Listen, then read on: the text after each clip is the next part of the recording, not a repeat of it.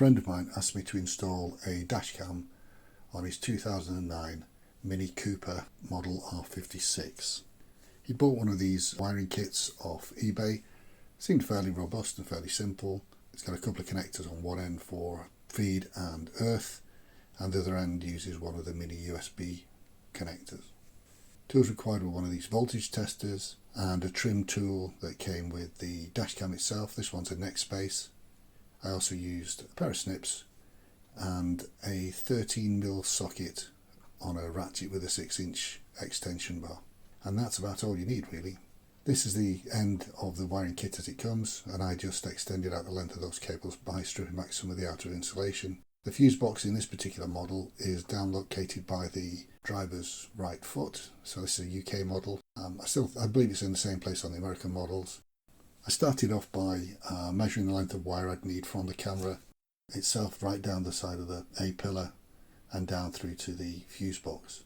One of the things I ran foul of was, as you can see in this picture, I plugged the power supply into the top of the camera, and what that actually did was restrict the movement to the camera. Fortunately, the next base unit that clips onto the window has a socket that takes the connector, feeds the camera through the connector on the mount, so that's just something to be aware of in case you're doing this and your camera doesn't have that kind of setup.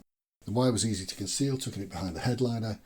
I have seen a video where a guy takes this whole cover off. It's a bit dodgy playing around with airbags, and you can actually just tuck these wires in and poke them in with that trim tool that came with the camera, and that actually then hides the wire quite effectively. I then fed the rest of the wire under the seal right the way down the side of the front end of the door, and that tucked away. And once you pushed it in with the trim tool, you didn't know that wire was there. It was really, really well hidden, well concealed, and reasonably well protected.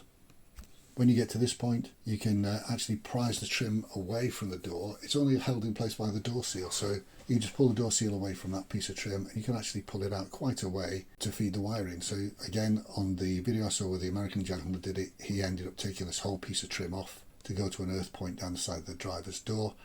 That isn't necessary if you follow this route. So again, just pry it away from the door seal and you find you make quite a big gap. I needed to pry this trim away a little bit to get this part of the cable unit inside the fuse box. This is where the voltage conversion is done, down from 12 volts down to the 5 volts the camera needs. And if I'd been sensible, I'd have started from the fuse box and fed the wire up instead of coming down from the camera and feeding down. So I could have pushed the wire through initially and then started from the camera and worked my way back to this point. But I didn't. It was fairly easy.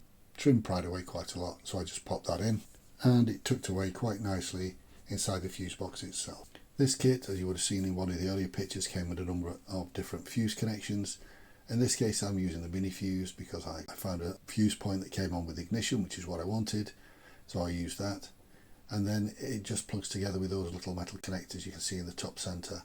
Now they come covered with a little plastic shroud. Where you have to be careful is that the plastic comes in two pieces, so make sure you do push them both together.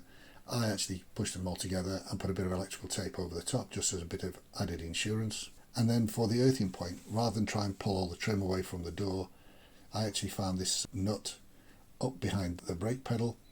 I didn't do it all the way, I only had to do it a little bit with a 13mm socket and slide the earth connector underneath it and tighten it up, and that works a treat. I didn't take a picture of it with it fitted, but this is where I tested for earth. This is the other end of my little voltage detector unit, so I know there was a good earth there, and that was why I used it. With the wires being up behind the brake pedal, there stood a possibility of being dislodged, so I fastened them out of the way with one of these little self-adhesive pads and a zip tie, and that worked really, really well. So I hope you found that informative or useful. Thanks for watching. Bye.